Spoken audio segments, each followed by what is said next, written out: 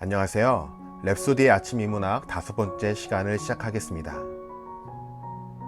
레 미제라블 1권에 다음과 같은 표현이 나옵니다.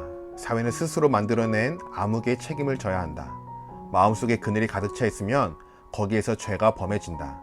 죄인은 죄를 범한 자가 아니라 그늘을 만든 자다. 하루에도 수없이 안타까운 소식이 전해집니다. 누군가는 망나니 칼을 휘두르고 누군가는 망나니가 휘두른 칼에 피를 철철 흘리죠. 노동 현장에서 비극적인 죽음은 끊이지 않고 고독사로 고귀한 생애를 허망하게 마감하는 이들도 점차 늘어나고 있습니다. 이러한 비극이 나에게, 내 가족에게 일어나지 않는다는 보장이 있을까요?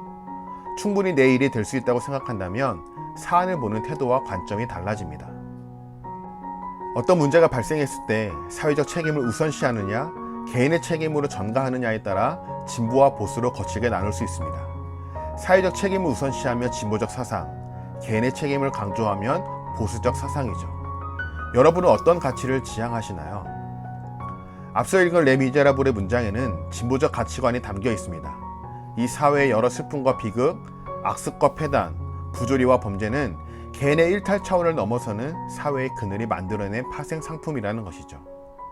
절체절명의 생존의 위기 앞에서 빵 한 조각을 훔쳤다고 5년형을 선고받은 장발장, 개인에게 모든 책임을 지우는 처사가 과연 사려 깊은 사회일까요? 이게 참 어려운 논의입니다만 조두순, 조주빈 같은 흉악범, 폐륜범들을 용서하고 품어야 한다는 말은 아닙니다. 사회적으로 격리시켜야 할 사람이 있고 사회 시스템의 정비로 보완해야 할 부분이 있습니다. 다만 눈앞에 보이는 사실이 진실이 아닐 수 있고 인간은 결점을 가진 오류적 존재이기에 최소한의 사회적 책임을 전제로 사형제도는 반대하는 입장입니다. 종종 어떤 이들은 교정시설에 왜 세금을 투입하느냐, 왜 세금으로 그들에게 밥을 주느냐 항변하기도 합니다. 하지만 진짜 죄인은 죄를 지은 사람이라기보다 그늘을 만든 자이므로 교정시설을 친인권적인 환경으로 만드는 것은 사회적인 책임의식의 발로라고 생각합니다. 더구나 자본주의 시스템에서 각자가 물질을 추구하며 살아가는 한 그로 인해 생기는 그늘에 대해 우리 모두 일정 부분 책임도 있고요. 그렇다면 인문적인 사고를 하는 이들에게 생성되어야 할 적극적 책임의식은 어떤 것이 있을까요? 연몽 선생님의 글을 소개합니다.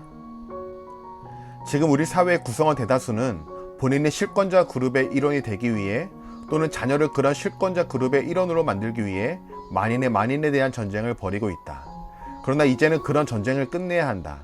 소수의 승리자와 다수의 패배자들로 구성되는 사회를 구조적으로 혁파해야 한다. 모두 고루 잘 사는 사회를 만들어야 한다. 그러기 위해서는 우리는 모두 각자의 자리에서 자기 실력에 맞게 기득권 체제에 맞서 싸울 각오를 해야 한다.